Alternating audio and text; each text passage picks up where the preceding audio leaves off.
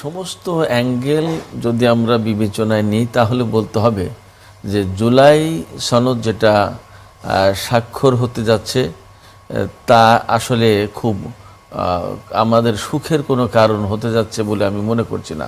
এই কারণে যে এই জুলাই সনদে সব দল স্বাক্ষর করবে কি করবে না এটা নিয়ে কিন্তু এখনও মারাত্মক রকমের প্রশ্ন রয়ে গেছে। জামায়াত ইসলামী, এনসিপি এবং বাম দল কারা এতে সই করবে না।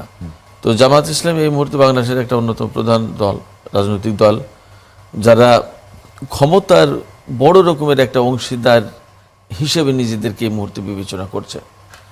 এনসিপি হচ্ছে 2024 সালে যে জুলাই আন্দোলন হয়েছে, যে গণ অভ্যুত্থান হয়েছে দেশে, সেই অভ্যুত্থানের নেতৃত্ব দানকারী সংগঠন বা নেতৃত্ব দেয়া লোকদের সংগঠন।